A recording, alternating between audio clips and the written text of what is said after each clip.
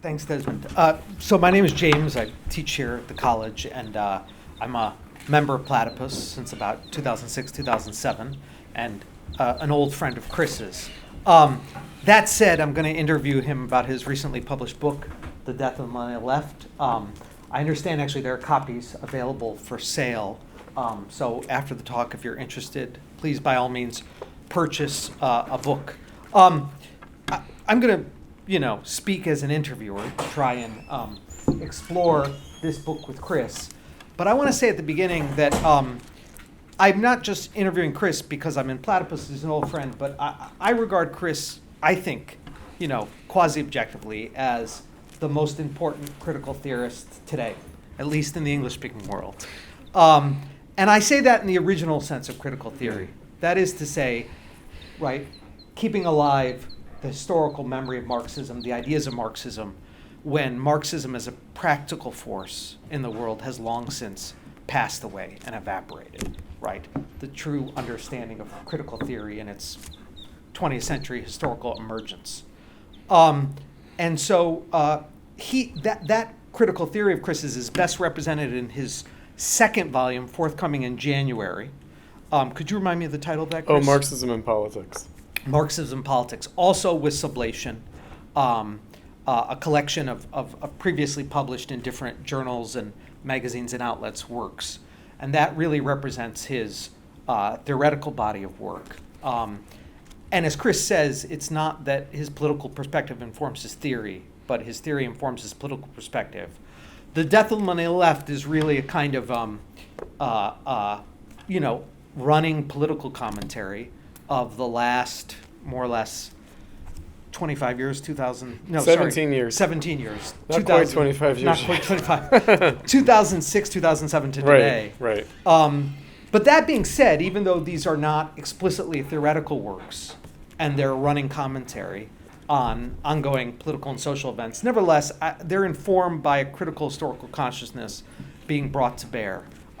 So I had read these pieces when they came out at the time, but I sort of was re-looking at them over the previous weeks. And it really hangs together really well as a history of the present. It's a difficult task to think the present historically, to bring a critical historical consciousness to bear on the present, and to try and do it in such a way to educate the left about possibilities that may or may not exist. And so I strongly recommend, if you can, to check out this book. Buy a copy, borrow a copy. It's worth reading, right? It's very much worth reading. And so without any further ado, I will just briefly introduce Chris and then go to the interview. The interview will probably last about 45 minutes, and then there'll just be more than an hour for open-ended Q&A as long as people want to stay and ask questions. So Chris is the co-founder of Platypus along with Richard Rubin, and Chris is also a professor at the School of the Art Institute of Chicago downtown, and is a critical theorist, as I already said. And he's published this book, The Millennial Left, The Death of the Millennial Left, which brings together articles he had published in Platypus Review, the organization he is a founder of. So, Chris, let me just start at the beginning. The title. Mm-hmm. What's the Millennial Left? You say death, that implies it was once alive. When did it live, and when did it die, and why? If we could unpack that. Right. Okay, so, all right, just to maybe start at the beginning of the story. Back in 2006, so James and I were grad students here at the University of Chicago together, PhD students, but also young teachers, instructors. I certainly did a great deal of teaching as a graduate student here at the University of Chicago, and I had already been, at that point, teaching at the School of the Art Institute of Chicago, so this is in the context of the Iraq anti-war movement. And so I would date that to be the beginning of the Millennial Left, the anti-war movement around the war on terror.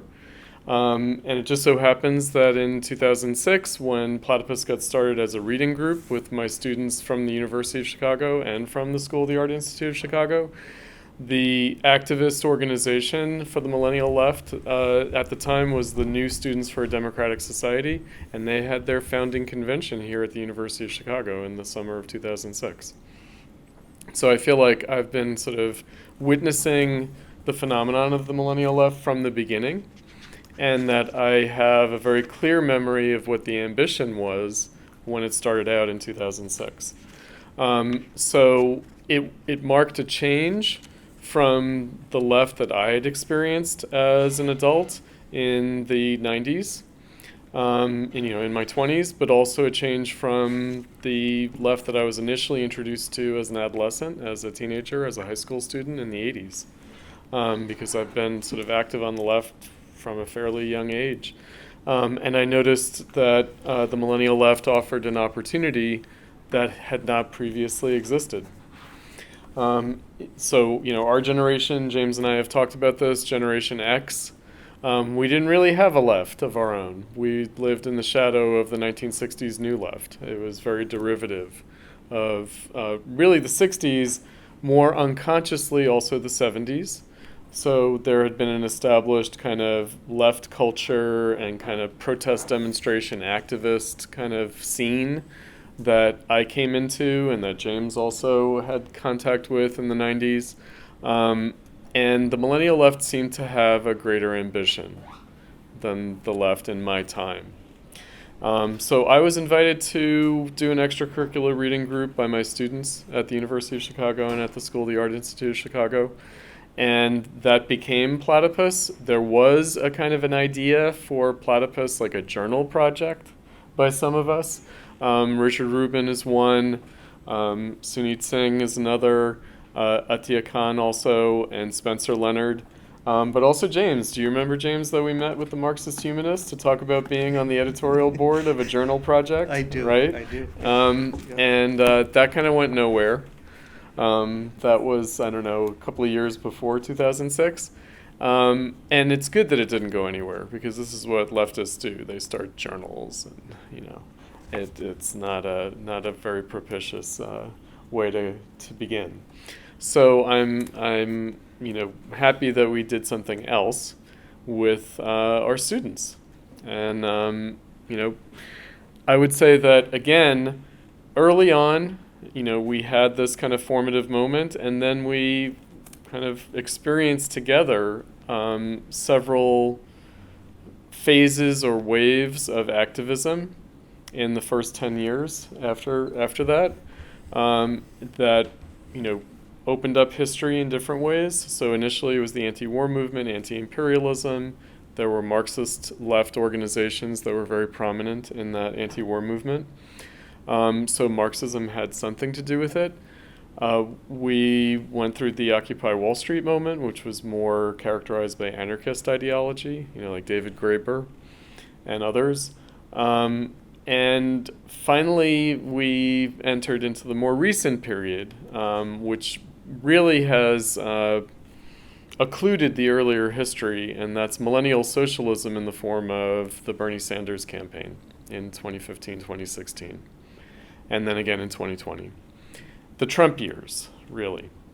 And so, I thought that the Millennial Left was interested in reestablishing a socialist politics.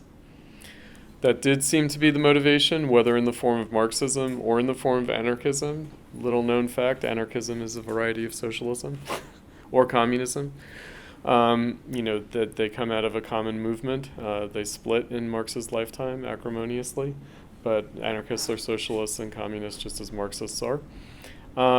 And resolved itself in the electoral politics around the Democratic Party. And the title of the book kind of comes from an article that's included in the book called "The Millennial Left is Dead." James Brown is dead. No, whatever. That's a techno song. Anyway, in 2017, a good kind of 10-year cycle had been completed, to my mind, after the Bernie campaign and after the election of Trump. Now, of course, the squad was elected in 2018, and of course the Bernie campaign came back in 2020, And the squad is still there, and the squad even expanded in 2020. So millennial socialism still seems to be alive, but of course I know that the millennial left meant something different. It had a higher, deeper, different ambition than this kind of AOC stuff, right? So that's the birth, life, and death of the millennial left. Great. So let me ask, you brought up what made the millennial left interesting for you because they looked like they were interested in socialism, independent socialist politics, which if I understand you correctly, there's no Gen X left because that interest in an independent socialist politics was never evinced.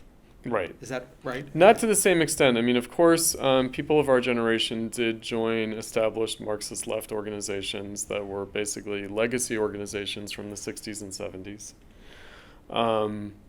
Here in Chicago, most prominently, the International Socialist Organization. That was a kind of an 80s kind of organization, but had its roots in the 70s and 60s. So there was like a kind of a fringe Marxist left world, but really, recruited some people of our generation, maybe just enough to keep themselves going for a little while. But it was a slack period. And also it was very much about, in the case of the ISO, being the best organizers of essentially liberal protest activist movements, right? So they were there around the anti-war movement, but the actual content of the anti-war movement was not particularly Marxist. It didn't have to be socialist even. The critique of the war on terror, the critique of the invasion of Iraq, was an entirely liberal democratic discontent that was being expressed, and that's fine. I would say one of my points intellectually is to kind of say you don't need Marxism for that, right? You don't need Marxism to be anti-war. You don't need Marxism to get universal health care. You don't need Marxism to get free college education, nor to get your student loans forgiven. No, you don't need Marxism for that. And so you don't need socialism for that either. In other words, all of those things are fully within capitalist politics. And so, again, while there was a kind of Marxism in the 80s and 90s, I felt that with the millennial generation, there was an authentic potential new beginning, like a real fundamental reconsideration. One of the things that I always like to make reference to, the New Students for a Democratic Society, their founding convention here at the University of Chicago, they were mentored by what was called the Movement for a Democratic Society. Those were the older, veteran, new leftists from the 60s and 70s who, I would say here, but not in this room exactly, they said to the millennials, they said, don't follow us. Don't repeat what we did. We didn't get it right, and anyway, this is a different historical moment. And so, again, that was a very hopeful sign that the millennials wanted to do something differently than before. As I mentioned, I feel like our generation was entirely within the imagination of the new left of the 60s. Now, interestingly, we've not only come back full circle to a kind of left wing of the Democratic Party kind of phenomenon, but we've also seen the return of a lot of 1960s politics. So we've seen Black Lives Matter, which is a kind of black nationalism. We've seen Me Too, which is a kind of retread of second wave feminism, forgetting that third wave feminism ever happened. Right, sex positive feminism, where'd that go? And so we have kind of come back to the place of diminished expectations that I'm more familiar with from my own generational experience on the left. Can I ask, Chris, so you see obviously the greatest previous attempt to establish an independent socialist politics being the 1960s, 70s New Left, which obviously failed in that endeavor. I think we can all agree that 1960s, 70s New Left generated or Mhm. mobilized Mhm. discontents Mhm. around the so-called new social movements, Mhm. race, gender, Mhm. sex, etc., Mhm. that in turn helped to bring about a transformation away from the Fordist welfare state to Neoliberalism. yeah, Right. neoliberalism. Do you see the failure of the millennial left to constitute an independent socialist politics itself generating or mobilizing, discontents that exist presently towards a drive towards a new configuration of capitalist politics, or do you see it as even less influential than the New Left had been on the course of events? It's hard to say, right? So one of the things I address in the book, because it is really not about Marxism and socialism so much. This book, it's really about the crisis of capitalist politics that we've seen in this period. So, I consider the war on terror to be a crisis of mainstream capitalist politics, right? A kind of playing out of neoconservatism, a kind of crisis of neoconservatism. Then the Great Recession, the financial crash, being a crisis of neoliberal economic policy. Obviously, Occupy Wall Street, very much about that. New Dealism, which really began with the 2008 moment with the Obama campaign, but also, would have informed a Hillary candidacy as well, or a Hillary presidency as well. So in this respect, again, post-neoliberalism, I think that the 80s, 90s configuration of capitalism politically was in crisis in the entire era of the millennial left. And so I understand the millennial left to be an expression of that crisis of capitalist politics. But again, it unfolded in a kind of a mixed way. And then we arrived at the Trump election, which I found to be a echoing of 68 Nixon's election and 1980 Reagan's election, and also Thatcher's election in 79.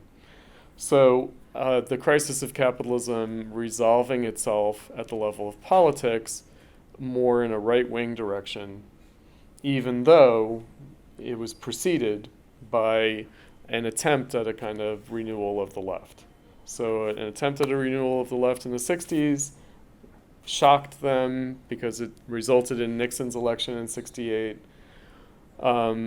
Reagan as a result of the crisis of the 70s, because there was an attempt to renew the left in the 70s out of the economic crisis at the downturn of the 70s that didn't really go anywhere either, resulted instead in Thatcher and Reagan. Similarly, Trump's election was the shocking result of the crisis of neoliberalism that had been motivating the millennial left up to that time. Right. And one of the things that comes very clear from reading this is about how prescient you were about post-neoliberalism. That is to say, really seeing that a lot of the crises taking place were leading to a new configuration of capitalist politics and political economy. Mm-hmm. Not a unraveling of neoliberalism, right, but rather a movement beyond it in the way that neoliberalism itself was post-Fordist. Right. Not an unraveling of Fordism, but a movement beyond it. Right. Can I ask, could you expand just a bit on post-neoliberalism here? Okay. And how you understand, you said the millennial left is a symptom of the crisis of neoliberalism and the coming of post-neoliberalism. Could you talk more about that? Okay, so, a couple of things that I want to sort of lay out with respect to that. So first of all, I see Bernie Sanders and Trump as being related phenomena, intrinsically related phenomena. And that's also seen in the fact that many of Bernie's primary voters in 2016 ended up voting for Trump in the presidential election. I don't think that was recapitulated in 2020, but it was there at the outset.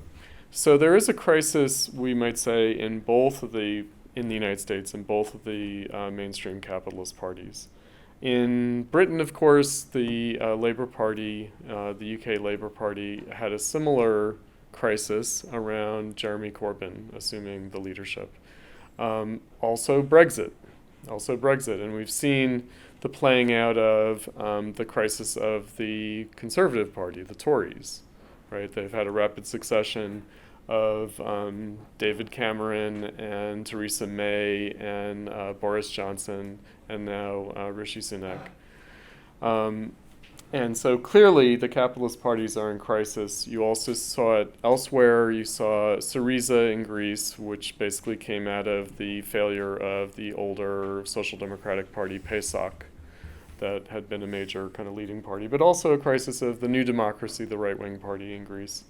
Podemos in Spain, a general crisis of the EU that Brexit signifies, but that also the Greek debt crisis also exemplified. So again, we are now witnessing the continuing rolling along of the crisis of the Republican Party. Through, we will see it all the way through to the 24 election. It's not going to be as manifest in the Democratic Party, but it's there.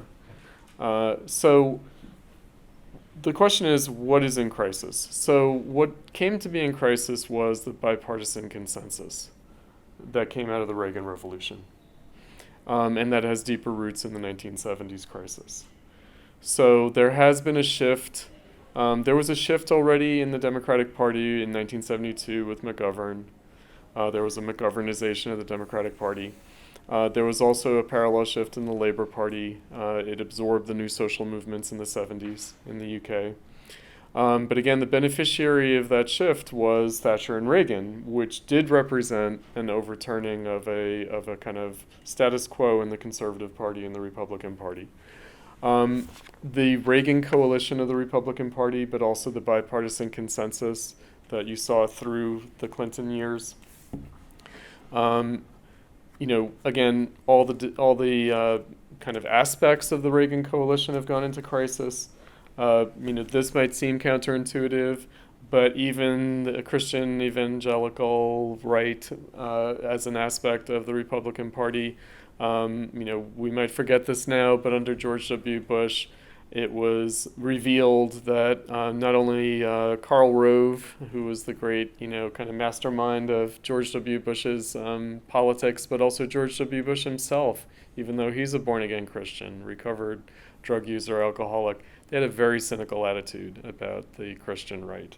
They just said, yeah, we just want their votes, right? We have to throw some sops to them.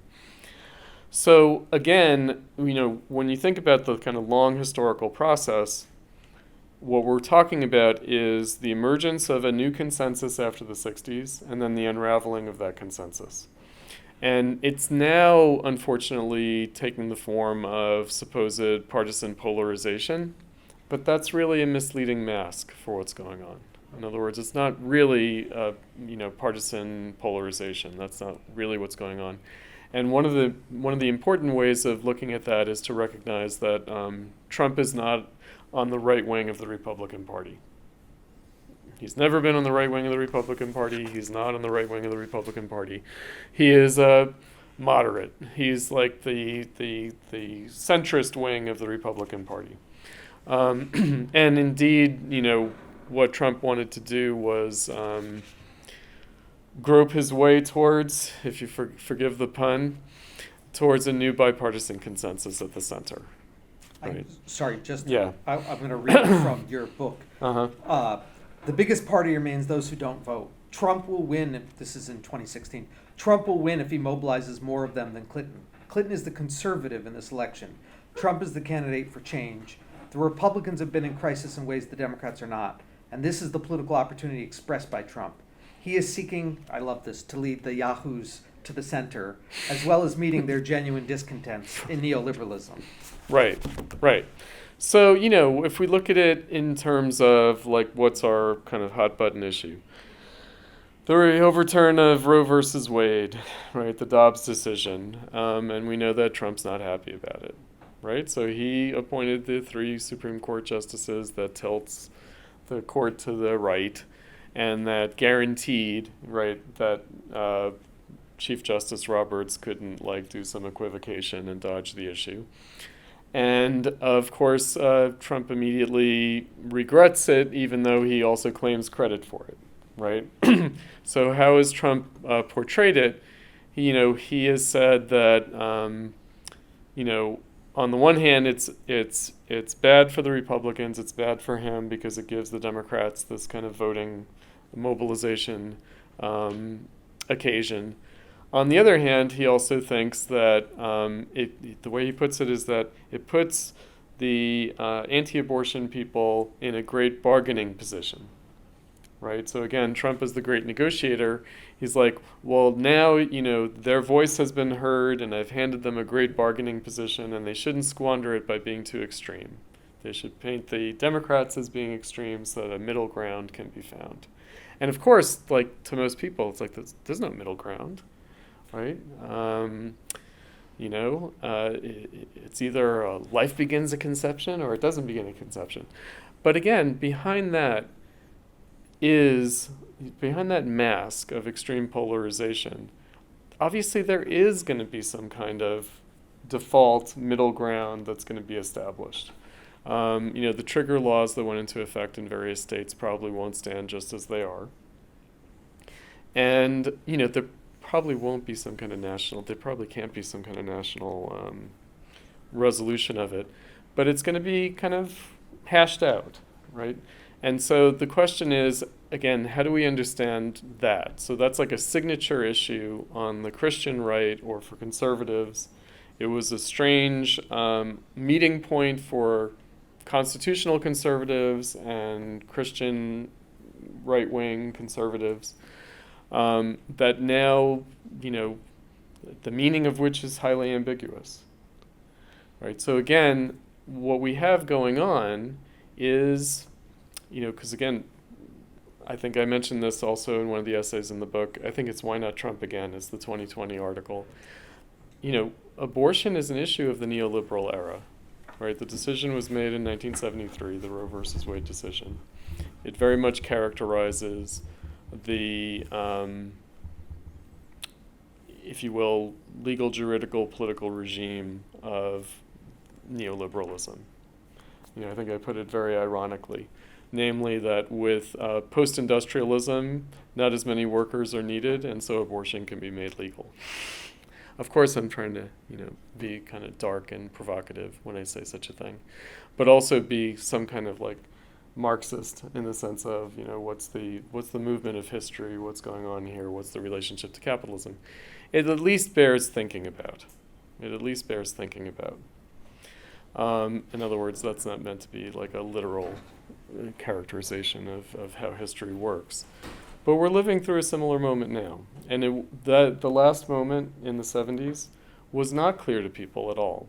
And neither is our moment clear to people.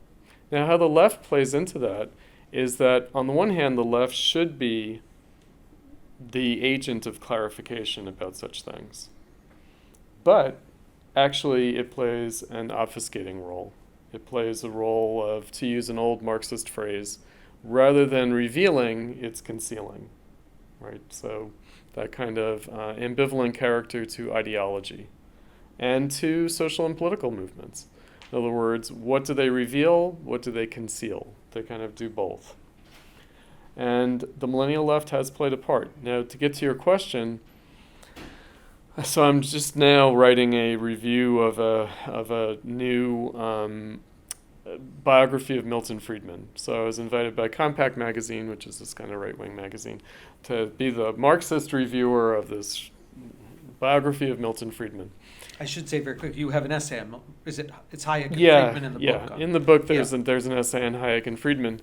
And I've been very critical of the anti-neoliberalism and anti-Friedmanism of the left as being, very kind of blinkered and one-sided and not really properly recognizing things.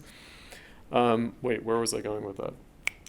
I mean, just that you were never anti-neoliberal, so right. But the point being that how we understand the nature of ideology. So one of Friedman's famous expressions is, when a change has to happen, people reach for the ideas that are lying around. Right, so the kind of Friedrich Hayek, and more general ordo-liberalism and what becomes neoliberalism with Milton Friedman happen to be the ideas that they had generated in a preceding era, the mid-20th century, that happened to be lying around and found an opportunity with the crisis of the 1970s, right? Now, in our own time, there is a question. What are the ideas that are lying around? What is available? Has any new conception been generated prior to this that now people can reach for? Now, the reason I say that this is a semi-ironical thing is that, of course, neoliberalism is not Friedmanite. It's not Friedmanite. It was not the realization of Milton Friedman's program by any means. So Milton Friedman's ideas were used opportunistically to rationalize what happened. We got half or less than half of Friedman's program. And indeed, Friedman assumed things that turned out not to be true.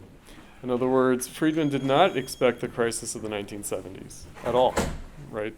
He did not foresee that. He didn't expect it. And the conditions under which his ideas were taken up were not the conditions in which he thought they should have been taken up, namely in the period of post-World War II prosperity. So we have the liability now of living in a time where there's actually been a lack of imagination, a lack of generation of new ideas. And so this leaves us with this clunky, I think rightfully clunky expression, post-neoliberalism. What the hell is that, right? Like neoliberalism is bad enough. Post-neo? What are we talking about? Now, you mentioned post-Fordism. So that's a David Harvey expression from his book, The Condition of Postmodernity, that was written in the 80s, published in 1989, and is a better book, by the way, if you look him up. It's a better book than his short history of neoliberalism, which I think is pretty lame by comparison. The Condition of Postmodernity insists that the big change that came with Thatcher and Reagan was actually a continuation of the prior form of capitalism. In other words, when we think of neoliberalism, we think of privatization, free markets. We think of the overthrowing of a kind of state-administered form of capitalism. But no, neoliberalism still remained a very much state-managed form of capitalism. And again, Friedman assumed that to a certain degree. In other words, Hayek and Friedman assumed that certain things were irreversible. And that's why they were denounced by Ludwig von Mises as socialists, right? Because they assumed the necessity of state management of capitalism. So again, when we think of neoliberalism, it's not like, oh, the welfare state was overthrown, state management of the economy was overthrown. That never happened. Similarly, post-neoliberalism is going to be substantially a continuation. It's going to be a continuation of past forms of capitalism. However, so it's not going to be a reversal. I think there's also something I bring up in the book, the pendulum swing idea of history, the idea that we might swing back and forth between state-centric and kind of more liberal, market-centric forms of capitalism. It looks like that. That's one of the reasons why people call Trump a fascist. It looks like he's trying to establish some kind of national corporatist kind of regime of capitalism, as opposed to globalization and globalized capitalism. Well, no, it's going to be a continuation. And of course, so-called globalized capitalism was still a capitalism of nation states, right? It didn't cease to be a capitalism of nation states. So again, but I think that the main problem is that one deficit of the Millennial Left, although early on they did make some attempts to think about what is the historical moment, what might come after, what might come next.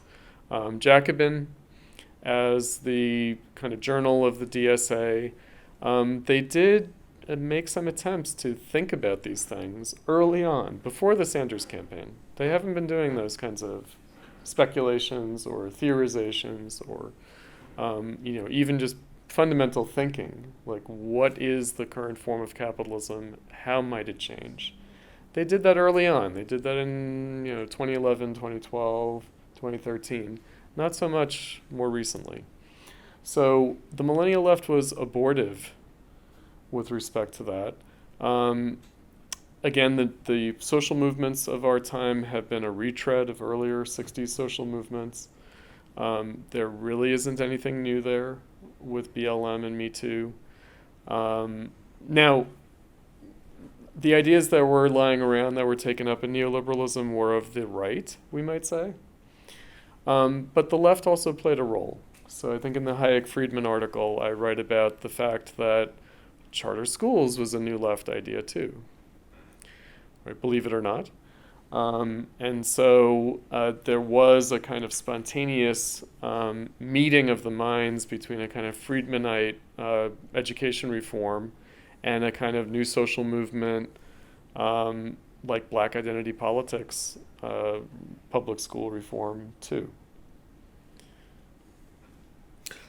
So let me bring this a couple of questions, bring the conclusion for the Q&A. Mm-hmm. You described the millennial left as being at full maturity in the Sanders and Trump moment, right? And you basically say that you felt, I mean, in your preface, which you wrote for the book, the new preface, you have this anecdote about Boris Kargalitsky and others, and obviously something that Platypus and your writings are more controversial for is the so-called approach to Trump. Mm-hmm. But you felt tasked at that moment with the millennial left at its full maturity in the kind of Sanders movement, if you will, to think Trump historically. Mm-hmm. Mm-hmm. And really, as you say, put the clothespin on your nose and deal with it. Could you unpack that a bit? Right. So, again, I saw with Trump, when I realized that he had a very good chance of winning, then I thought, okay, what's going to happen on the left? So I've basically anticipated that the left would react to Trump the way they had reacted to Nixon and Reagan. That they would essentially use it as an excuse to lose their minds. That they'd, take it as an opportunity to abandon their ambition and adopt a defensive posture. Right, so the New Left attacked the Keynesian Fordist form of capitalism that came out of the Great Depression and World War II as authoritarian. They called LBJ a fascist, we might recall. And the LBJ of the Great Society, the LBJ of the civil rights laws, he was the fascist, right? Not just the LBJ of Vietnam, not just the LBJ of, the cracker Dixiecrats or whatnot. But the high LBJ, the reformer LBJ, fascism. Now, of course, what did that make Nixon? Now, what they ended up doing was then defending that form of capitalism against neoliberalism in the 70s, 80s, 90s. I mean, in a way, they've stayed there, right? So the desire to return to New Dealism, pardon me, Great Societyism, really, although the Great Society is more controversial, New Dealism, but in the form that it was expanded in the Great Society. The New Dealism that we know is really the Great Society. Similarly, the millennial left was very discontented with neoliberalism, but in the face of Trump, they've become the defenders of neoliberalism. Now, you mentioned Boris Kargalitsky. So I just a little while ago raised the anecdote of Ludwig von Mises denouncing Friedrich Hayek and Milton Friedman as socialists. The Mount Berlin Society, they're all socialists. Well, Boris Kargalitsky is definitely one with his hair on fire. And I'll just say, respectfully, he was arrested by Putin. So he's a Russian Marxist dissident. He did fall victim to Putin's repression. Because he's an opponent, of course, of the Russian war in Ukraine. Now, back then, 2015, 2016, Kargalitsky was, again, hair on fire, denouncing everyone as neoliberals, right? You're all neoliberals. Like, you anti-neoliberals on the left, you're actually all neoliberals. So that was his kind of thing. So he and I had a different perspective on Trump. He saw Trump as representing industrial capital versus financial capital. That's a kind of an old Marxist idea. It's actually a kind of a Stalinist idea from the 30s. So like the good capitalists versus the bad capitalists. So the progressive capitalists versus the reactionary capitalists. The productive versus the productive. extractive. Yeah, the productive capitalists versus the parasitical. Yep. Right, and you even get it as like, real capital versus fictitious capital, this kind of thing. And so he thought that, to use the language of Occupy Wall Street, that Trump represented Main Street versus Wall Street. No, right? I don't agree with that approach. Nonetheless, he also thought that the real danger of the left was going to be to capitulate to neoliberalism out of anti-Trumpism. So even though we had a different kind of theoretical understanding of the Trump phenomenon, I treaded more lightly in terms of so-called economic analysis. I really understand Trump as a political phenomenon. There's no need to attribute any economic base to Trump and Trumpism particularly. You can pay attention to, swing voters, Reagan Democrats, the white working class, what have you. But even that doesn't quite explain Trump, right? And so, again, he and I were denounced as pro-Trump leftists or apologists for Trump, simply because, we were warning that Trump would be used as an excuse for the left to check out, which is, of course, what's happened. And that, indeed, the so-called anti-neoliberal left would become the defenders of neoliberalism, would capitulate specifically to neoliberalism, would abandon their leftism in this respect, abandon even their basic discontent with neoliberalism. Now, it depends on what we mean by neoliberalism. That's the other thing. So there was a time in the Millennial Left when neoliberalism didn't just mean certain economic policies, but also meant a kind of political coalition of a certain type and a kind of socio-cultural orientation. Namely, the Democratic Party. So where it was recognized that the conservative wing of the Democratic Party, the center or the right wing of the Democratic Party, was what Bernie Sanders called the establishment, namely the NAACP, the National Organization of Women, Planned Parenthood, the Human Rights Campaign, that's the LGBTQIA, blah, blah, blah, organization. They're the establishment that was against him, that was against Sanders, right? And so there was an understanding that neoliberalism also represented the particular kind of coalition, what Bayard Rustin recognized already back in 1970, the danger of the Democratic Party becoming a party of poor blacks and rich white people, right? That's the essential electoral coalition of the Democrats, and that would just be a setup for the victory of the right, for the victory of the Republicans, and it would also spell the doom for any kind of actual progressive politics. And Bayard Rustin, there's a film coming out, produced by Obama. That means funded. Who's the director, though? There are two movies I'm afraid of. Napoleon by Ridley Scott, right? And Bayard Rustin biopic. I think they're both coming out this fall, and I'm afraid of both of them. I have a little bit more faith in Ridley Scott. But anyway, Bayard Rustin. Maybe something of Bayard Rustin will come through. I think it's going to be intersectional up the wazoo. It's going to be like this black gay guy, right? Quixotic, tragic, right?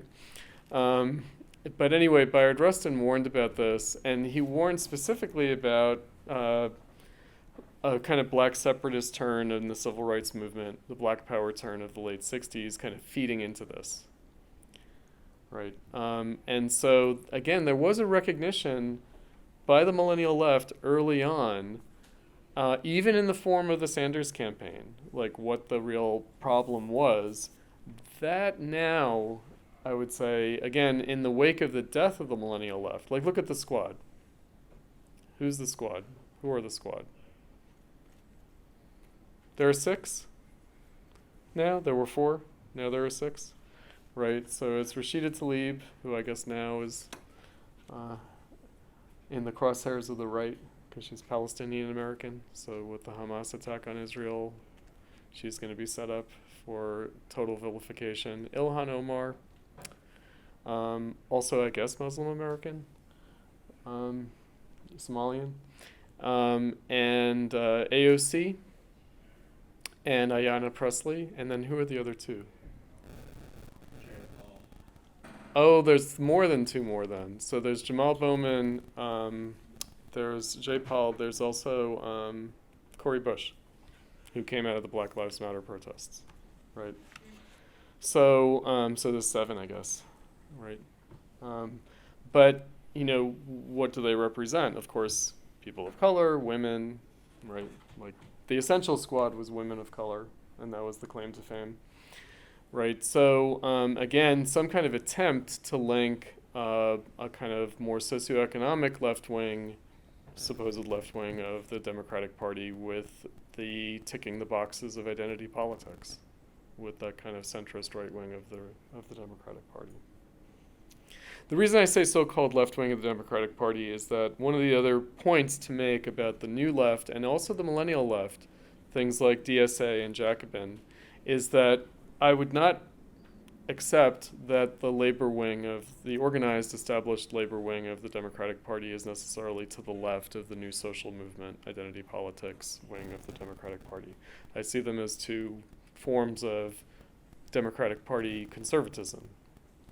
And of course, behind that is the old Gore Vidal expression, which is that in the United States there's one party, the Property Party, the Capitalist Party, and it has two right wings, the Republicans and the Democrats. Let me bring the interview to a close, Chris. I want to read the epitaph you wrote on the Millennial Left, which is from the, as you said, the article that gives the book its title. The article was published in October 2017. It's called "The Millennial Left is Dead." And your epitaph is, "The millennial left was not defeated by Bush, Obama, Hillary, or Trump. No, they have consistently defeated themselves.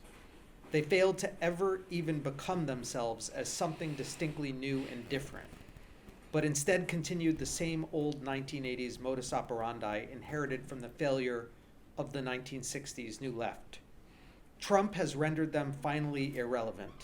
That they are now winding up in the 1980s vintage DSA as the big tent, that is, the swamp of activists and academics on the left fringe of the Democratic Party moving right, is the logical result.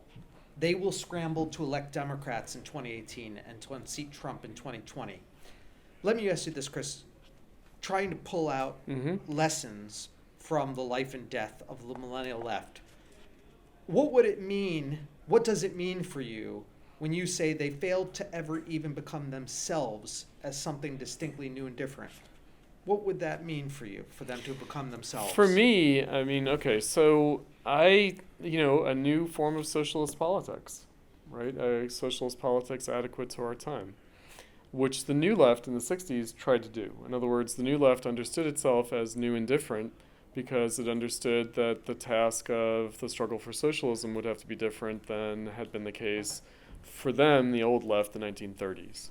And maybe even, different yet again still from the earlier kind of Marxist socialism, although there was an attempt to go back over the intervening history and reconsider the earlier history. So the 60s New Left did engage in a kind of disinterring or unearthing of like the Eugene Debs Socialist Party of America before World War I. There was an engagement there that understood that actually the problem that they faced comes from the 30s and 40s, and that maybe in order to help address that problem, they not only need to be something new and different, but they also need to recover the history that had been obscured by the intervening years.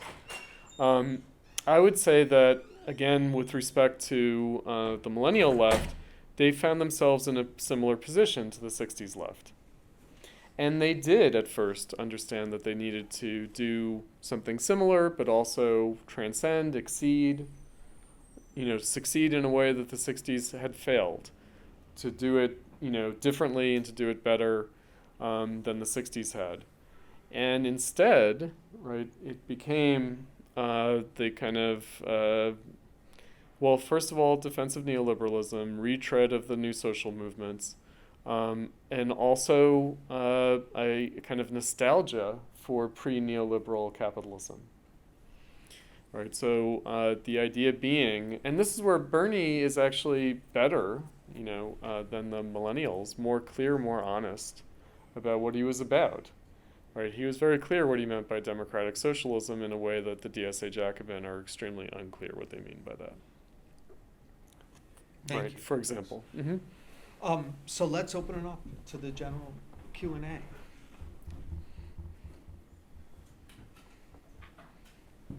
Desmond. I'd like to ask Chris, left so soon?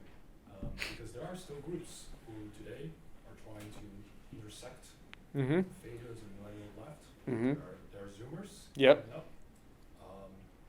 I guess there's like a related question. I wonder if you think in like 20 years you're going to have to write a new book, The Death of the Zoomer Left. No, I won't be. I won't be there for that. I'll be like in retirement. I'll be in actual retirement. You wish. No, I'll be like Noam Chomsky, like emerging from the shadows of on a YouTube image, like like Gandalf the Grey, right, like he does now. Just to finish my thought. Go ahead. Yeah. There's like MUG, West Unity Group, IMT, International Marxist Tendency, Socialist Alternative, and they're saying we are the true left. We have a revolutionary program as opposed to the opportunistic DSA. And we are here we have learned the lessons of the left and millennial left. We can't be an opportunist like the DSA. We should join our organization. Millennial left is still not dead in that sense. How would you respond to that kind of? Oh, sure. In that sense, the left never dies. Right. So the subtitle of my book is Interventions. And so that's a play on words. Right. So the left in the post-60s mode, like these kinds of groups, like Socialist Alternative or the IMT or whomever, they intervene in the movement. They raise a left pole of attraction. They raise the banner of Marxism and socialism, for the youth. Okay, so I was not doing interventions like that, right?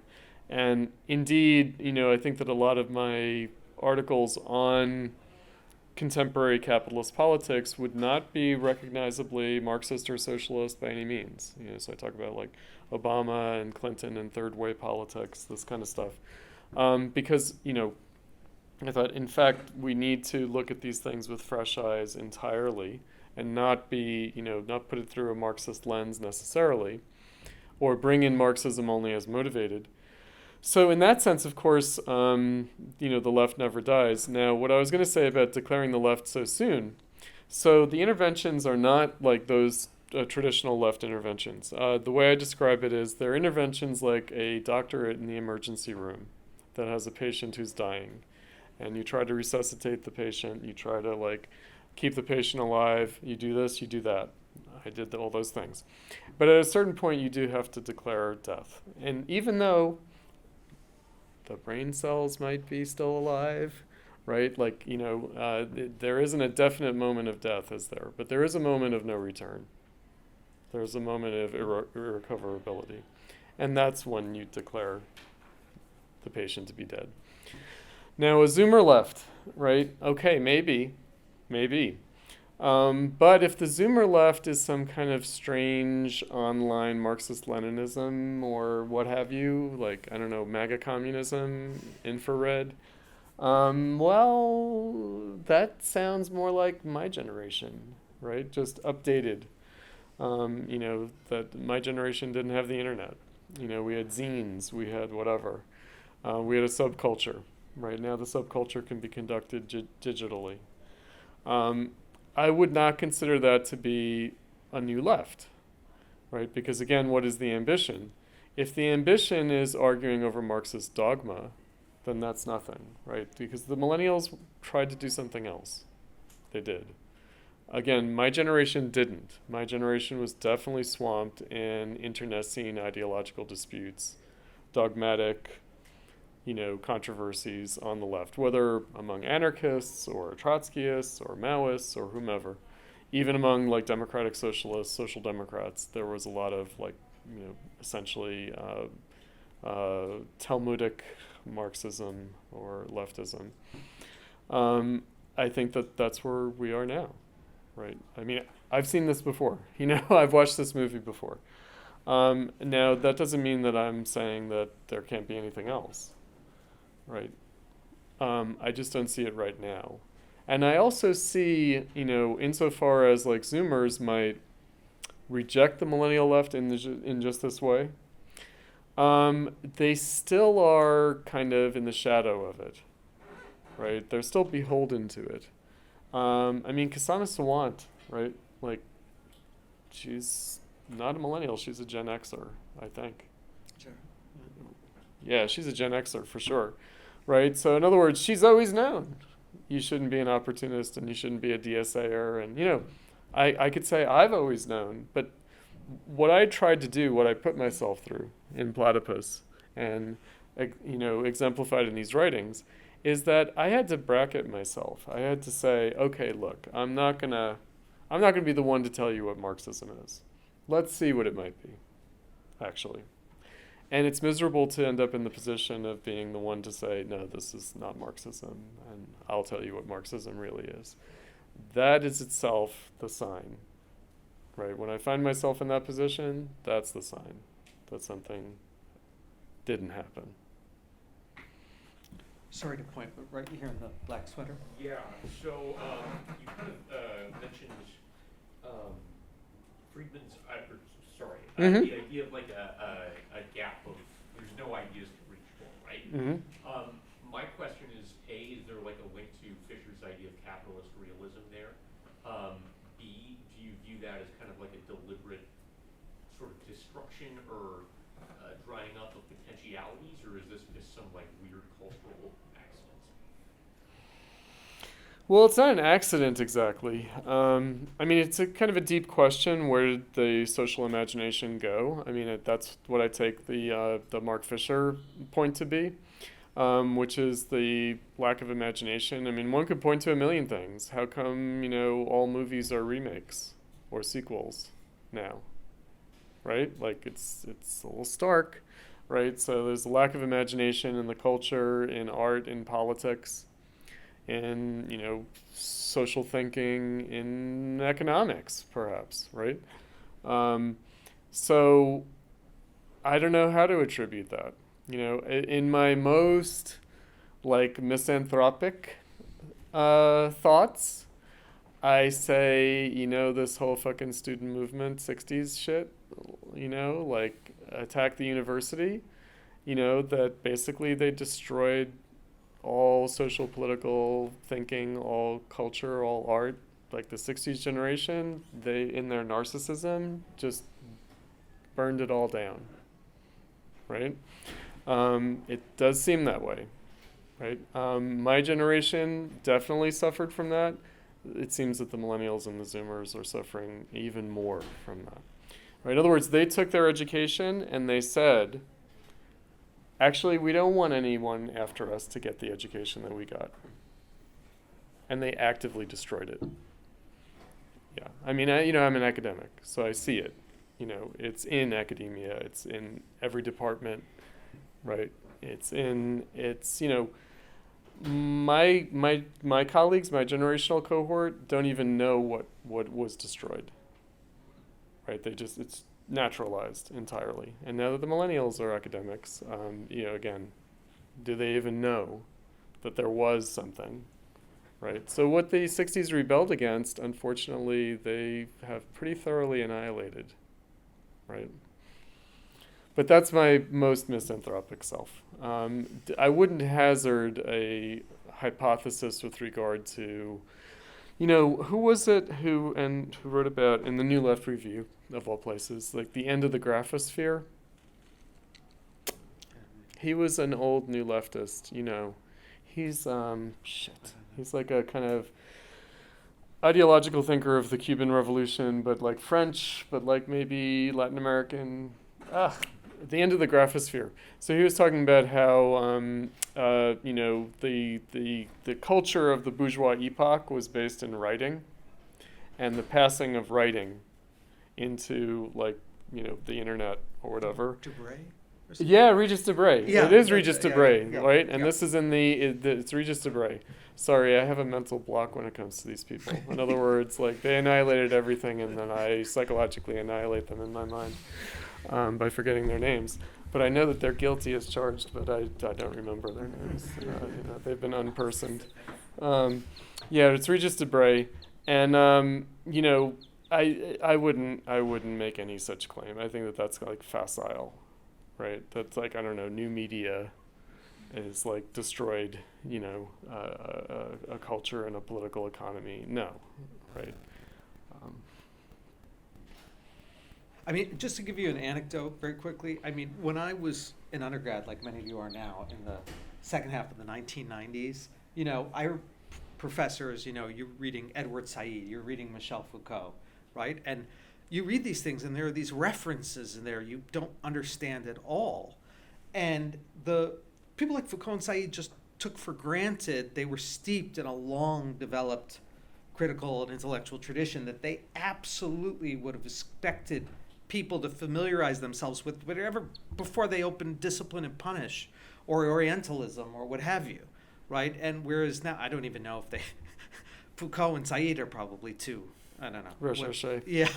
Yeah. but that, you know, that really happened, right? You weren't getting, you know, the whole, Foucault has this completely unmentioned debate going on with Hegel, and he never mentions Hegel. You know, somebody told me that and explained who Hegel was. And with Marx, of course. Yeah, and with Marx. Yeah. And, you know, people was, why teach Hegel and Marx? Just teach Foucault, right? That this stuff is all, you know, been historically superseded. And I think now they don't even, I'm not aware they do that. Anyway, sorry, it's just an anecdote to go to it. No, it's true. It's Yeah. true. So, like, you know, I think that for our generation still, the education that we got, we understood that there was something in contention, some dialogue, some critical moment around postmodernism. And I think that the one time when my heart sank irretrievably was when I heard that kids had read Foucault in high school. I was like, what has happened to the world? That is just wrong, right? You know, because that's just, it's moronic, you know. I mean, Foucault's fine, I guess, right? I think but not Foucault for high himself school. would be shocked Yeah. that he's being Yeah, read. You that know? was, he was canonized at all. Yeah. Actually, yeah, exactly. Yeah. So yeah, the ideas that are lying around, well, you know, there aren't any new ideas either. Like, I feel like, isn't Said going to get another bump in sales right now? Right? Yeah. Like, just now. Aren't all the professors going to scramble to make sure that Said is on the syllabus next semester, next quarter? In the green. Especially given the last question, what do you make of sort of one of the primary preoccupations of the left being with, like, confronting the legacies of historical figures? So, Oh my God. the American Revolution, Columbus, but also just like historic authors. Can I still say Happy Columbus Day? I can, right? That was Monday. Right, that's still this week. Belated Happy Columbus Day, children. Happy Columbus Day. Definitely. Not Indigenous Peoples Day. That at the Art Institute, I got the email on Monday morning. We are observing Indigenous Peoples Day. And I went into class and I said, we're observing Columbus Day. Right. Whatever. Go ahead. I mean, I guess the question is just how might that indicate the horizons of the left, that it's about reinterpreting the past and how that might be productive or counterproductive? Yeah. Right. I mean, so, okay. This is the moment we've been in, I guess, since 2020, since the tearing down of statues, right? But we've been there. I mean, I mentioned this in the book. I feel like I've been there since 1992. I've been there. I mean, that's the other thing that shocked me is I remember when Howard Zinn was like trendy, and the idea that it would become textbook. That a whole generation of children would be raised on Howard Zinn historiography. People's history of the United States. People's history of the United Because States. there's now a gazillion people's histories. There are. Yeah. Yeah, that's true. It's spawned a whole industry. So it's a long-standing thing, again, coming out of the 60s. Definitely coming out of the 60s. But accelerating. You know, I have a new appreciation for the complaints in the Reagan era. Alan Bloom, you know, from the University of Chicago, the closing of the American mind. You know, he had a point. I mean, I read it at the time, and I thought this is a little cranky, but there's some point to this. There is actually a point. You know, a little cranky, a little bit, you know, overwrought, but maybe not, looked at from the standpoint of 2023. So now the question is history. Okay, so are we decolonizing the curriculum. What are we doing with history? Are we reconsidering history? Are we accepting history as a task, or are we simply trying to annihilate it? Are we trying to, begin again? Are we doing this kind of, year zero of the revolution, right? Of course, the right wing is up in arms and hysterical about this. But again, they might have a point, right? Now, I think that history comes back involuntarily. I think that the problem being, are we aware of it? How are we aware of it? How is it represented? So again, the issue of someone like Edward Said or Michel Foucault, that they're still in some kind of argument with Marx. Marx is the one that they have to contend with. Well, my fear now is that even that thread is cut, right? That there isn't going to be the sense of the history that's in contention. Instead, it's just going to be, I read an article recently, circulated in Platypus that's not particularly a recent article. It's from 2016. Hannah Arendt was a white supremacist, right? It's time to close the book on Hannah Arendt, because look at what she said about the civil rights movement and the civil rights legislation. Look at what she said about Israel and Sephardic Jews, right? Wasn't she just a white supremacist, a racist, blah, blah, blah? We should be done with her. Well, that's not a very good way of dealing with history, I don't think, right? And that's where we are, at least right now. I don't know if that's a permanent state or not, but it is the mood. Now, is that a Zoomer phenomenon or is that a millennial phenomenon? I'm not sure. Maybe it's a Zoomer phenomenon.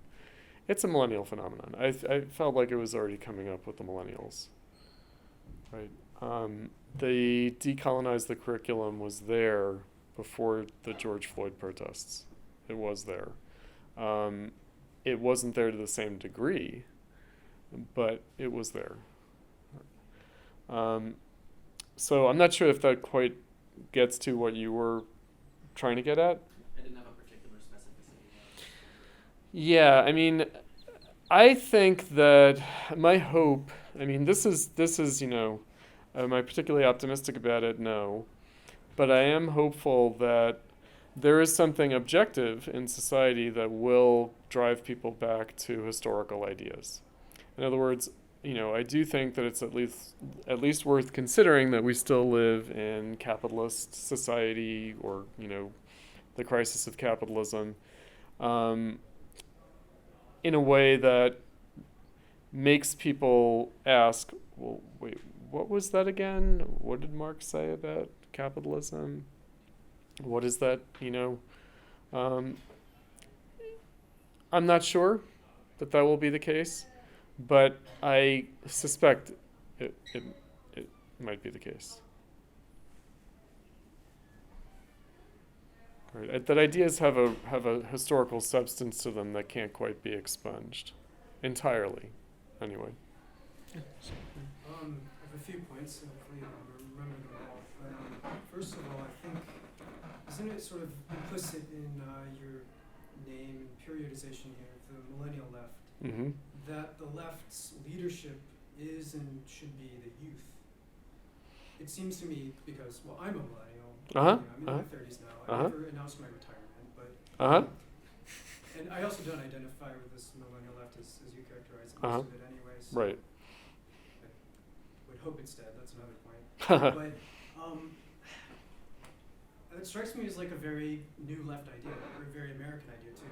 So part of our culture's obsession with youth, and also with that generation's notion of like the kids are all right and they're going to change the world. And it seems like, that may be A problem. mistake. Right. Like, why are the kids leading the charge here? They're stupid.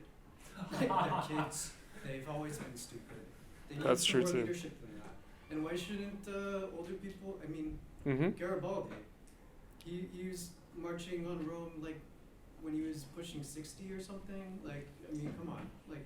I won't be marching on Rome anytime soon, and I'm only 53. For physical reasons, I don't know if I have it in me to march on anything. So that's just one thing that's always I mean, since I've heard your title, like, Uh-huh. since way before, just in my head, it's like, why is it the millennial left? Why is it this sort of like periodization that's attached to youth? It just seems very strange and probably unwise in the long run. Yeah, you might be right It's about part that. of the new left, I think, really. That's like, I mean, so what I'd say about this is, yes, like, it's not about the youth being in the lead. It's not. However, I do think that the political task is such that it requires a certain kind of historical longevity. And so, when I think about it in terms of, I don't know, my Marxist heroes, right? So Marx and Engels, or Vladimir Lenin, or Rosa Luxemburg, or Leon Trotsky, I think of these extremely bright young people who arrive on a scene and whose formative experience is a kind of crisis of oppositional or leftist politics and even socialist and communist politics, and whose active lifespan kind of covers a key historical phase in which something could be built, right? So, thinking of, like, I don't know, Marx and Engels, 1840s generation, or Lenin, Luxemburg, Trotsky, 1890s generation, right? So start out in their 20s, and then in their 50s, come to some kind of mature politics and realization at some level of what they're about. We just don't have all the time in the world as, human beings, as mortal people, as someone in their 50s, can I see through the establishment of a socialist party? Not so much, right? Now, so I, got involved in Platypus in my 30s, right? And so the last 17 years are essentially the best active, mature period of life, right? That is your prime of life, right? That's when Lenin built the Bolshevik Party, right? Didn't happen. Again, the thing for me was I recognized that my own understanding of Marxism wouldn't necessarily be fit to task, right? So I was willing to play a role, to teach, to mentor, to advise, but I also knew that I had to see it through different eyes for it to be valid, because my own perspective was one that, again, was derivative of an earlier generation. I was aware of the fact that my generation and I myself had never had the ambition of really trying to grasp social reality, political reality in its actual potentiality. I knew that I was a latecomer. I knew that I was an epigony. And I recognized the limitations of that, and I didn't want to impose that on young people either. It didn't mean that I didn't have a role to play, but it did mean I needed to reconsider my own assumptions too, that I had to learn something too. I know that sounds very 60s, like learn from your students. Well, that sucks, right? Because it basically means abdicating educational responsibility. But I knew I could learn from my students without abdicating my educational responsibility. I knew that there was a way of doing that. That wouldn't be some new left garbage. That wouldn't be this like, pseudo-egalitarian like pedagogy. No. Right? So, but nonetheless, I still did have to learn from my students. Yes, right over here. Mm-hmm. Okay, so I wonder, like, what's your view on the relationship between identity politics and this kind of new left? How does the left ideology influence the shaping of the identity politics and vice versa? Mm. And also the Zoomer left seems to be deeply saturated in this sort of identity Right. politics. Right. And what kind of mark will identity politics left on this new generation of the leftists? Right. So, all right. So, no, I kind of get your point that basically what you have is a kind of 60s era kind of common sense that is more or less uncritically adopted by people, but that also the younger people, like Zoomers, misapprehend the New Left through that lens. So their retrospective view on the New Left, on its significance. And again, this is something that was already true for my generation. It might have been true for the Millennials. I feel like the Millennials knew that a received view of the New Left was distorting in a way that my generation actually didn't know that. The Zoomers might return to that. It might be the case that they return to a kind of more uncritical version. The success of the New Left. So the New Left didn't succeed as a socialist politics, but the New Left did succeed in the form of the new social movements and a kind of a neoliberalism. It does work both ways. Now, the impact that it's having now, I think that being a leftist now, being a radical now, being a revolutionary now, is actually understood in largely identity politics terms.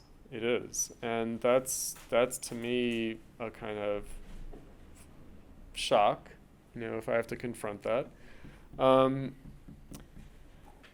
at the same time, I also think that this form of political consciousness, or really social consciousness, it's a kind of a cultural form, is old. It's old. So one of the things that I say in the book is, could this be the final flare-up before it vanishes? Right. So I'll just say that I don't write about this in the book, but there was a moment when Trump was being called a fascist by the left, but there was a moment where the left said, and maybe fascism is going to be unrecognizable now. Maybe fascism is not going to look like, straight white male Christian nationalism. Maybe fascism is going to be multicultural, LGBT, whatever, right? And so, because back in the day, fascism was something new, and so maybe the fascism now is going to be something new that's going to surprise us, and maybe it's going to even look like leftism. That was quickly forgotten. So, I do think that that's the paradox. On the one hand, I do think that it's a final flare-up before it vanishes. On the other hand, it seems to have a great deal of staying power. Now, if I were to look at cynically, I would just say, insofar as it still works for the Democrats to organize their electoral politics in the way that they do, then identity politics will continue. Right. As long as that's viable, then identity politics will continue. Because that's all that it is. At the end of the day, that's what keeps it going. Again, that's going to sound excessively cynical. Most people who think of themselves as radical in identity politics terms do not think that they're just Democrats, but that is, to my mind, what it is. Right. So I think that, the moment that we're in now, what the DSA called Biden our time, it is an interesting moment with respect to this. In other words, it is potentially an opportunity for people to question that. But I don't see much impulse. So I mentioned Compact Magazine. Sohrab Ahmari, one of the editors of Compact Magazine, he just published an article in which he's touting that the mistakes of the squad around the Hamas attack on Israel is going to be the end of wokeness, right? That this is going to scandalize that wing of the Democratic Party and put an end to wokeness. And I'm yeah, no, that's not going to happen, right? Fortunately, that would be a bad way for wokeness to end. It would be really unfortunate if it's just clamping down on the squad and making them toe the line on, support of Israel or something. That would be really unfortunate. And it would preserve identity politics and its pseudo-radicalism, actually, at another level. Right? So Amari is basically seeing that in terms of, can a new center form in American politics that shaves off the culture wars on both the right and the left? Yeah.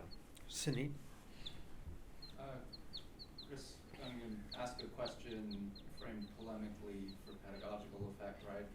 talk about the death of the millennial left. If there is no left, and there's been the death of the left, then are we really talking about the death of capitalism? Why, what, you know, Yanis Farkas. Farkas, right, the erstwhile SYRIZA finance minister in his new book, The Techno-Feudalism, right, says, well, in fact, there's no opposition to capitalism.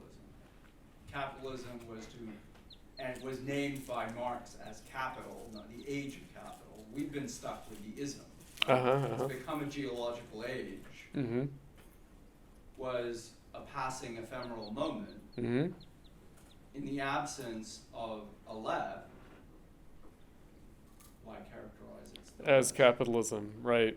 No, I mean, this is a point that's near and dear to my heart, actually. So I actually do agree that the Marxist conception of capitalism is actually the class struggle, right? So that capitalism actually is the product of the class struggle, and what, you know, the engine driving it is class struggle. And if there's no class struggle, then is it still capitalism in the Marxist sense? Well, it isn't. That's right. So this is something that, of course, the Frankfurt School, right? So that's my area of scholarship. So when James introduced me as a critical theorist, so I'm a scholar of Adorno and Benjamin and Horkheimer and those guys, Marcuse. And so they confronted this. And of course, they didn't confront it themselves, but also ambiently in their time. In the 1930s, there was this idea that this is no longer capitalism. So one coordinate point, because I know that, you know, the aforementioned Sohrab Ahmari is mentored by Michael Lind, who's a kind of a right-wing social democrat. James Burnham, The Managerial Revolution, and also the New Machiavellians. So he moved very quickly from this is a new kind of capitalism to it's no longer capitalism to it never was capitalism, actually, right? It was always just a circulation of elites, right? So again, the Frankfurt School confronted that as a form of appearance, as a real phenomenon. Right, so it looks very much like it's not capitalism because it's not in contention. It's not being shaped by struggle. Again, Sohrab, like he says, we need a countervailing power. So he wants a reborn workers' movement so that you can have a better form of capitalism, a responsible form of capitalism. That the problem now is that there's no countervailing power with respect to capitalism, and therefore, right, it's not capitalism in any kind of even remotely healthy way, right? It's just this private tyranny. So his book is Tyranny Incorporated, right? And you know, it used to be that the work relation was a site of struggle and negotiation, but now it's just total domination. Okay, techno-feudalism, I suppose. Right? I'm not sure where that gets us. I'm not sure where that gets Yanis Varoufakis. I mean, I know that his general perspective is democracy, right? That's his project is specifically with respect to the EU. He wants to turn the EU into an actual democracy in a way that, of course, it's not. And that would also mean making the European countries actual democracies in a way that they're not. So I think that that's where that idea cashes out. I would say that, again, in dealing with the crisis of neoliberalism and the potential post-neoliberalism, what we're looking at is the question of democracy. In other words, I don't find the need to look at like political economy per se or economics or, you know, like I don't need to look at another way of thinking about techno-feudalism is that an economy of rent, not an economy of production, but an economy of rent, intellectual property, rent collecting, you know, what is it that our techno overlords are doing? They're collecting. Right. So I don't find a need to look at that as such, because I think that that's all very dubious and ill-conceived. But looked at the level of democracy, then we can kind of maybe focus the issue, which is to say, the crisis of capitalism always takes the form of a crisis of politics. And the crisis of politics is a crisis of democracy. I mean, this is the language. This is the operant phenomenon. So you don't need to be an eccentric Marxist or a post-Marxist like Varoufakis calls himself. You can just look at the mainstream central phenomenon and say, okay, well, first of all, what's meant by democracy? What does it mean for it to be in crisis? What is going on here? And that is actually the crisis of capitalism in and of itself, right? Because capitalism does require politics and the state. It does require these things. So what kind of an opportunity is that for a socialist politics? Now, back in the day, in the time of historical Marxism, I mean, one of the unfortunate things that we have as a legacy of that time is that the Marxist socialist parties that we're most familiar with, namely the German Social Democratic Party and the Russian Social Democratic Party, what became the Russian Communist Party, that they were socialist parties in the context of undemocratic states. And so there is this kind of, okay, well, what is the relationship between the struggle for democracy and the struggle for socialism? And I think that, again, if I were to be charitable, that this is where the Millennial Left wound up with the DSA and Jacobin, why they call themselves Jacobin. Yes, it's the Black Jacobins, it's the profile of Toussaint Louverture, but no, it's the Jacobins. It is the Jacobins. It is the French Revolution. Let's get real, right? Like it's the Jacobins in blackface. That's what that is, Bhaskar. So it does raise the question of a democratic revolution, right? And that even if that was all that the Millennial Left was aiming for, they started out as the New Students for a Democratic Society, right? They were motivated by a desire for socialism, but they called themselves the Students for a Democratic Society. Well, okay, right? So old-style Marxist social democracy, the idea that the working class was taking up the unfinished business of the democratic revolution.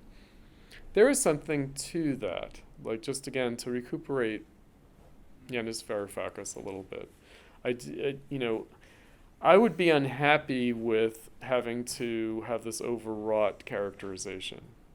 I also don't think that it gets you anywhere at a popular level. So I had a conversation with Sawar Bamari in New York for Sublation.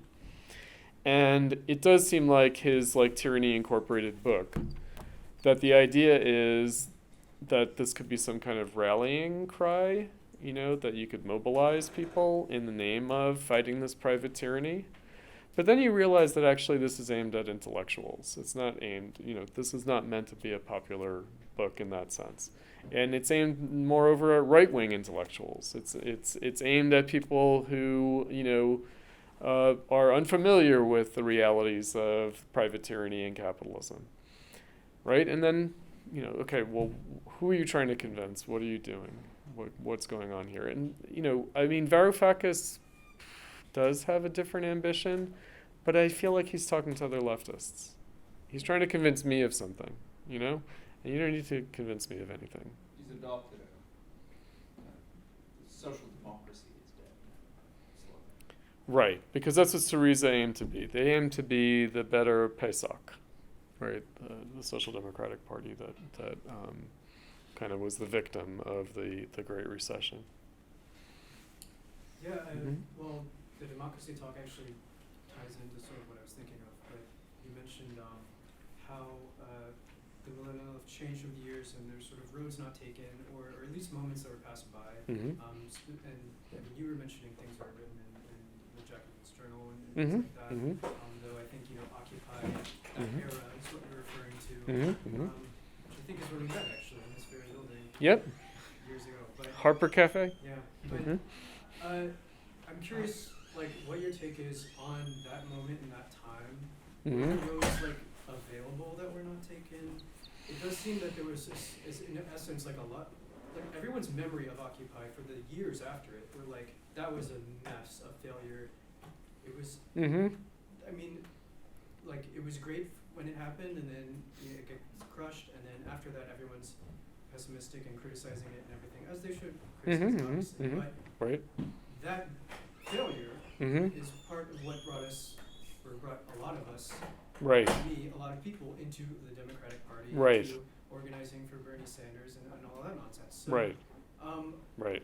I mean, was there a road there that wasn't taken, or is that sort of a space that we like need to think about and go back to? And also, one thing I want to Yes. say, Yeah. one thing I want to bring up about it, Yeah. just for everyone here who Uh-huh. might not have been there or remember it, it was a very hopeful time. Partly, I think, and this is lost today in our consciousness of it. It was a very international moment. Uh-huh. I mean, because Yep. it basically started with the Arab Spring. Yes. In late 2010 is when Bouazizi burned himself, and Yep. the Arab Spring kicks off like in the beginning of that year. And I write about that in the Runs- book, by the way. Yeah. Runs through the whole year. The movement of the squares is going on in Europe at the same time. It seems like the whole world is on fire with like something very new. That has something to do with like direct democracy Mm-hmm. and the public square and Mhm. people like sorting their own problems out, Mm-hmm. Mm-hmm. but very vague, obviously. Right. So I don't know. I just wanted to give my impression of that time as I Uh-huh. remember, and also hear like what your thoughts were Right. on like opportunities that have been missed, or Right. or something positive. I think that like was an experience that like Uh-huh. has been buried in the interim. Sure. I mean, I would say that I had a sense of tragedy around things like the Arab Spring, but, you know, who am I to say, right? In other words, I wasn't going to, like, a priori, I mean, you know, again, my Marxism tells me this is not going to end well, right? But I'm always open to the possibility of something else. So the Squares movements, there was also anti-austerity protests. There was also the University of California protests. There was the Invisible Committee. There was, right, the coming insurrection, right? And of course I was like, children, I don't know about this, right? But, you know, again, who am I to say? I'm not going to gainsay it ahead of time exactly. I have my suspicions, but perhaps there could be something new. Now, again, insofar as, you know, the Invisible Committee were probably people closer to my age, right? Then I just thought, okay, this is the problem. And David Graeber, right? David Graeber, as the kind of patron saint of Occupy Wall Street. I'm like, Occupy Wall Street is fine, but for this David Graeber shit. Fuck David Graeber, enough. Anthropological anarchism, fuck, no. Right? So, you know, Madagascar, you know, spokes councils, whatever, right? I'm just like, let's be open to more possibilities than that, thank you. So, yes, but again, as a spontaneous democratic movement, and could that movement then lead to a sense of what is politically necessary, what is organizationally necessary? And again, there was some reaching for things in that direction. Here's a problem, and we have it with Me Too and Black Lives Matter. Protests without demands, movements without leaders. That's a problem. That is a problem. Protests without demands, because then they can't get co-opted. Movements without leaders, then they can't be hijacked. No, right? This is some bad 60s stuff. Pam. So you mentioned in the introduction, I think that there's this beginning of Millennial Left, which is included, will mark the beginning of Occupy, because you were talking about the anti-war movement. Mm-hmm. And said that there were these higher expectations, these like aspirations that they had. Mm-hmm. And that's really difficult for me to reconcile with the experience of building like an institution, like the attempt to build the new SDS, where it seemed like already by late 2007 and definitely 2008 that there was a taboo on protesting the Obama presidency from the very jump, and that there were this self-delusions about Obama being anti-war, even though you could like literally play the videos where he's not anti-war. Like he must be because he's black or something. And that, I think, yeah, so that's, I feel like there is this a necessary revisionist history happening about the Millennial Left and its higher aspirations, and then later on in your talk you actually mentioned like Jacobin and like early Jacobin, like Yeah. you know, the founding of Jacobin. Uh-huh. And I was there for that too. Right. And I don't know. I think that, you know, what strikes me about Occupy that you just said in terms of it being like this democratic uprising is that it would have benefited from an institutional support and leadership that the new SDS wanted to create. Yeah. But then it failed to create Yeah. it, so that when Occupy happened, there was no place for this discontent to go other than just to cannibalize like, itself. And so, I don't know, like, the receipts don't add up. Like, Mhm. you know, looking at the panels that Platypus hosted when Jacobin was forming, the future of the status quo, for example, was an important panel in New York that we held, where you have, like, Bhaskar and Chris Maisano Right. saying, like, it's the Democratic Party, and it's labor politics. And so I wonder, what do you mean, you know, by these higher aspirations? Certainly the way that I've always made sense of it is that the higher aspiration is Platypus. Huh. Right. Right. So Pam, by the way, is one of the students who started Platypus, like from the very, very beginning. So, you know, so I would just say, again, we had a certain experience that might tell us that it was dead from the start or something. But again, I felt like there was a larger context for what we were doing. And there was, again, in a misapprehensive way, I thought, even at the time. But still, I thought, well, there's at least the possibility of learning something from this experience, you know, encountering the limitations. One problem that I think did face the Millennial Left is discontinuity. In other words, there was a kind of break between the anti-war movement and Occupy. Even to the point where some of the Occupy people were referring to the anti-war activists as oldsters. Yeah? So it's just, you know, I mean, it's 4 or 5 years, right? If you think about it, like 2006, 2011, right? So that was strange, right? So even though some of the same people were involved, I mean, interestingly, someone like Bhaskar Sankara, I don't know that he was like an Occupy Wall Street person per se, right? Even though there is this idea that somehow the Bernie Sanders campaign was the fulfillment of the Occupy Wall Street generation, right? So I do think that there was discontinuity. One of the things that we set for ourselves in Platypus was to be very ecumenical with respect to the left. In other words, that we kind of refused to be siloed into any particular part of the left.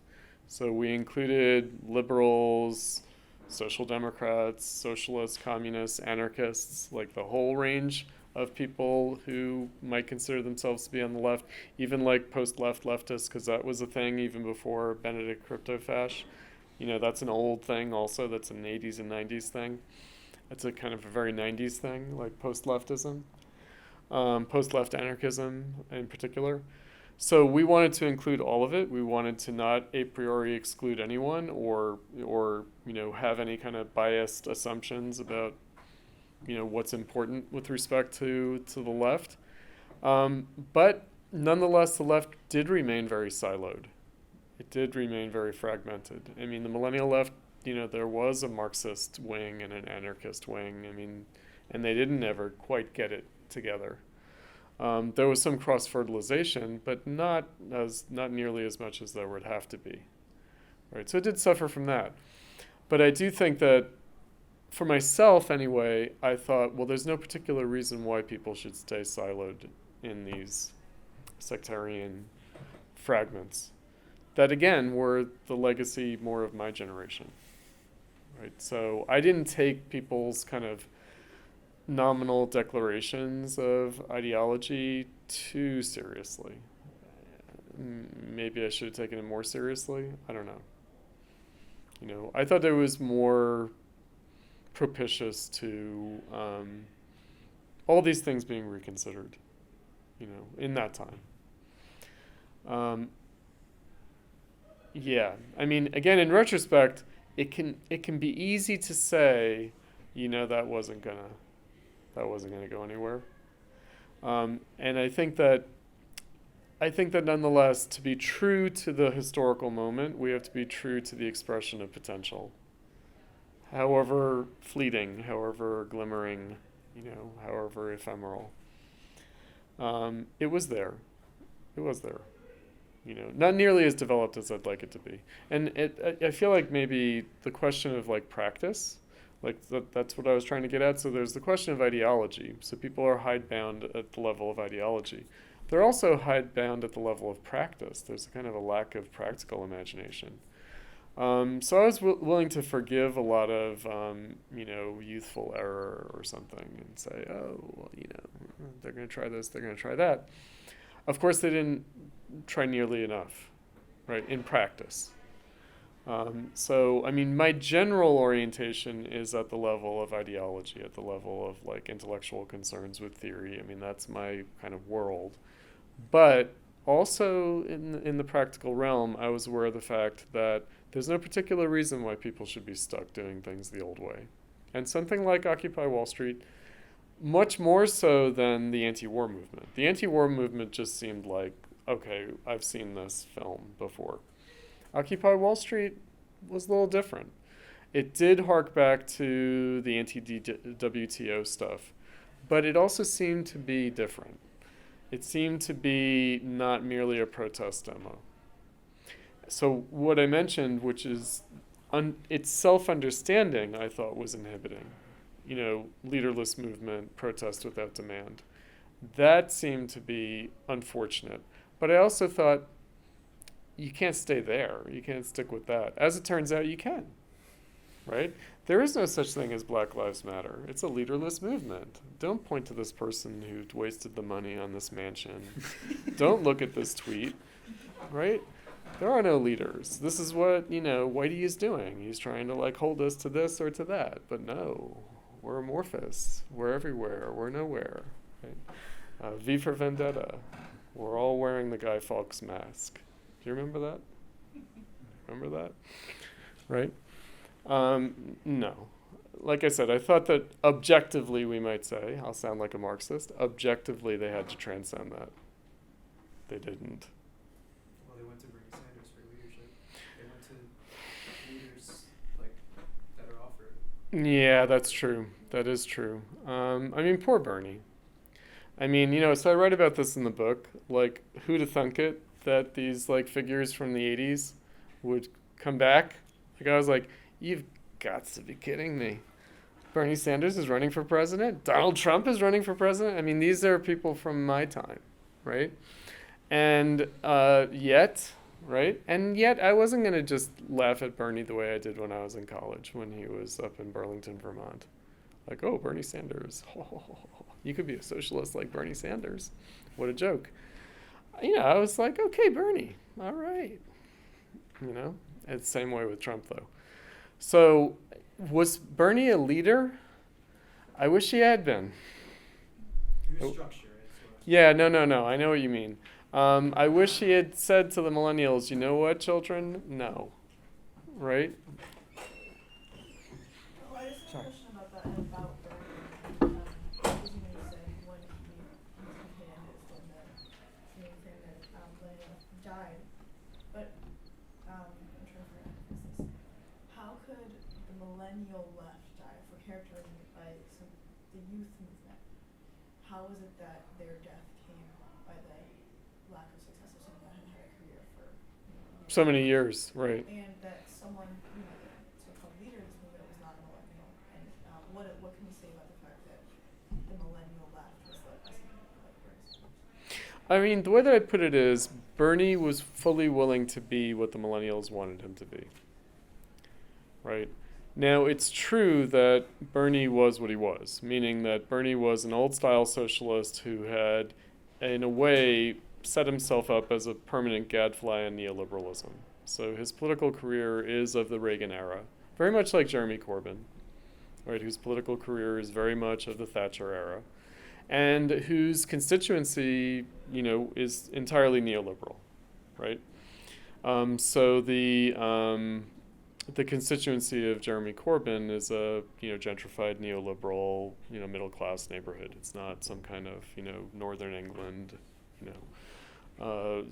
deep working class. No, not at all. So on the one hand, they come from this neoliberalism, from a resolution of the 60s in a neoliberal direction by the 80s. On the other hand, they were also very much willing to be whatever the young people wanted them to be. Right? It's funny, we now see this with like Biden, right? Biden and the Biden administration, where he's just like, if this is what the young people want, I'm for it. Right? It's funny. Now, of course, that is exactly, Sam, what you were talking about, right? Like that is the pits. And that is also a form of leadership. It's a form of misleadership, whatever you want to call it. I wish very much that Bernie would have said Eugene Debs, right? No, that's precisely what he did not do. I wish that he had said the civil rights movement, the early 60s, right? Like when he, was who he was. I wish that he had said that. He did not, right? So, I mean, this is where, I think that I talk about a weekend at Bernie's, the Sandernistas article that's in here, where I'm like, the millennials are now going to wield the corpse of social democracy. Weekend at Bernie's is a movie where the kids are running around with a corpse, right? In other words, I wasn't saying poor Bernie is a corpse, but he's a corpse, right? Like, in other words, he's a body, right? And so what was interesting was that he was a body, the way Obama was a body, meaning Obama was an empty suit. Obama was a projection screen. I talk about that, where Obama's like, there's something funny about me. People project whatever they want onto me. Maybe that's why I'm so successful in politics. Turns out Bernie could be that too, right? He could just mean whatever people wanted him to mean. Now, in terms of, again, it's this question, it really goes back to the very first question. Was the millennial left ever alive? What made it alive? Well, the Bernie campaign, I don't know, could have had perhaps different content. Perhaps, I don't know.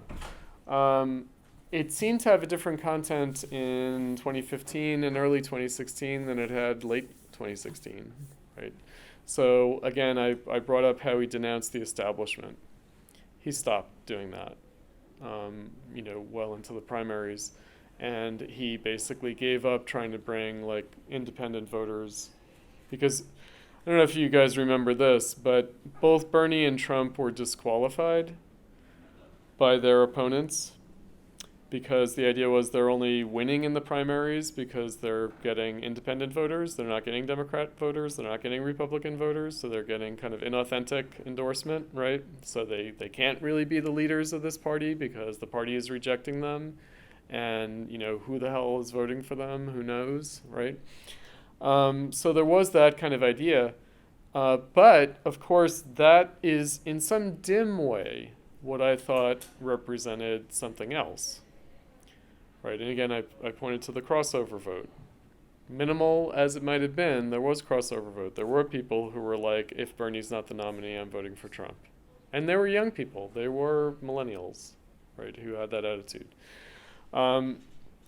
So now the real problem is electoral politics. Now, if I knew, Pam, your point being that, yes, you can't criticize the first black president, Obama, right? Even before he was elected. It was like, well, what are we going to do when Obama's the president? Well, we can't be in this position of protesting against the first black president. Why not? I think that Obama himself said something like, I hope that there's a movement that will hold me accountable. Like before he was elected, this is something that the Democrats will do. They'll say things like that. So again, we did see it coming. We did see the anti-war movement resolving into the Obama candidacy. But then Occupy Wall Street happened. And Occupy Wall Street was against Obama. And it was against his re-election to some minimal degree. Again, from my standpoint, if I channel Adorno, what do I expect from the millennials? Right? These are children of the counter-revolution. Right? It's like Adorno going back to Germany after World War II. All of his students are children of Nazis. Right? You got to be realistic. Right? And so realistically, what am I dealing with? Millennials. I'm dealing with counter-revolutionaries through and through, in their bones, in their blood. Right? These are the products of historical reaction. So I'm willing to cut some slack. I'm willing to cut some latitude. I'm willing to say, okay, they're going to do this, they're going to do that. And again, yes, it was a lame protest against the re-election of Obama, Occupy Wall Street. Looked at most cynically. It's just a pressure tactic. That's all that it is. But the fact that anyone thought that it was more than that, at the time, that's what I was holding on to. Yeah. I'm not anti-Marcuse. I mean, Adorno and Marcuse agreed more than they disagreed. And Adorno only turned against the New Left when they turned against him. It would appear. I would just say I had an open mind about what Marxism might be in the future. I did. It's not because I'm sensitive particularly, like Marxism is crazy, dogmatic, whatever it is, yes. But that doesn't mean that it can't still be something else, right? Because even the literal words can mean something entirely different in a different historical moment, right? So that was my basic attitude. It was maybe a thin hope to hang on, maybe, but it was there. It was there. The fact that anyone thought that it was something other than Obama, Bernie. I mean, here's another point that I'd say. I know that I'm getting very far from Sam and Pam's questions, but again, like what Trump and Bernie represented, what they represented was what Obama promised but failed to be, right? Both Bernie and Trump's candidacies in 2016 were to fulfill what Obama promised but didn't deliver, right? End the wars, fix the economy, right? Again, once we see that, right, then the question is, well, that's at the level of capitalist politics, all of it. Bernie is obviously capitalist politics, so is Trump. Well, underneath that was another kind of aspiration. There was. And I do think that, here's another, just at the level of ideology in politics. I see the millennials as being more hopeful to begin with than my generation, right? I see them as more hopeful to begin with. So I see things like the war on terror and the Great Recession as a shock to the millennials. Like, where does the millennial left come from? It comes from their optimism and the shock of the traumas of the war on terror and the Great Recession. That's something to work with. That is something to work with. And in that way, it's very much like the New Left. So the 60s generation also was a generation of prosperity, a generation of hope that was shocked by things like by the Vietnam War. So is the shock of the Vietnam War a kind of evidence of ugly naivete on the part of the 60s students? Yes, it is. On the other hand, why put yourself against the hope, right? So there is something naive and ugly in that naivete of the 60s generation being like, we don't accept that these wars have to happen, right? But there's something still there. There is still something there. And I do think that that's part of the millennial generational experience. I think they're children of the 90s. They were born in a period of and raised in a period of optimism that then were shocked by these things. And that's where their leftism came from. And that is natural. That there's a lot of historical precedence for that. Something authentic about that. Not merely because it's 8 o'clock. I actually think that's the perfect note to end on. So thank you for your time, Chris. And I want to strongly recommend, for those of you who don't have a copy, on your way out, buy a copy of The Death of the Millennial Left. It's worth a read. Omer. Oh, sorry. Omer in the back will handle it. All right, thanks, guys.